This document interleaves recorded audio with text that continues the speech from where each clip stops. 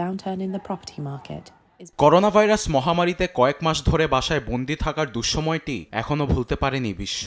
প্রাণঘাতী ভাইরাসের কারণে ঘটেছে অসংখ্য প্রাণহানি। সে সময়ের পর আবার স্বাভাবিক জীবনে ফিরেছে বিশ্ববাসী। তবে এবার করোনা ভাইরাসের নতুন সাবভ্যারিয়েন্ট ছড়িয়ে পড়েছে যুক্তরাজ্যে, যা আগের তুলনায় বেশ শক্তিশালী এবং দ্রুত ছড়িয়ে পড়তে সক্ষম, যা রীতিমতোই দেশটির স্বাস্থ্য পরিষেবা সংস্থাগুলোর কপালে ফেলেছে দুশ্চিন্তার ছাপ। বিশ্বমানের থার্মিক্স রড, সালাম স্টিল থার্মিক্স, দেশের একমাত্র থার্মিক্স রড।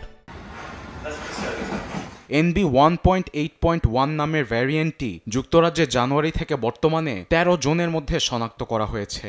ভ্যারিয়েন্টের প্রকোপ ক্রমাগত বৃদ্ধি পাওয়াতে পূর্ববর্তী মিউটেশনের তুলনায় এটির বিবর্তনীয় সুবিধা রয়েছে বলে জানান সাউথহ্যাম্পটন বিশ্ববিদ্যালয়ের senior research fellow doctor Michael head.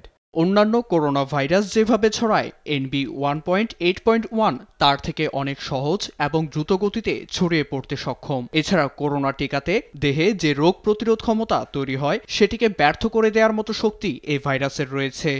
টানা দীর্ঘ কাশি, গলা ব্যথা ও মাথা ব্যথা, খাবারের রুচি নষ্ট হয়ে যাওয়া ছাড়াও আরও বেশ কিছু উপসর্গ আছে বলে জানান ডক্টর মাইকেল। উপসর্গগুলোর একটিও দীর্ঘদিন ধরে থাকলে সঙ্গে সঙ্গে করোনা টেস্টের পরামর্শ দিয়েছেন তিনি। এছাড়াও হংকং এবং চীনে যারা করোনা পজিটিভ হিসেবে শনাক্ত হয়েছেন তাদের মধ্যে নতুন ভ্যারিয়েন্টই ধরা পড়েছে। এর পাশাপাশি যুক্তরাষ্ট্র, অস্ট্রেলিয়া, মিশর, থাইল্যান্ড এবং মালদ্বীপেও এই ভাইরাসটিতে আক্রান্ত রোগীর সন্ধান মিলেছে।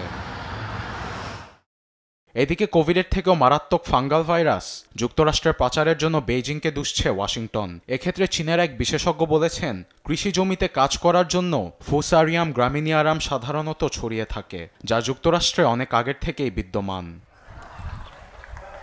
আরবেদ আফসার, নিউজ ডেস্ক, দেশ টিভি।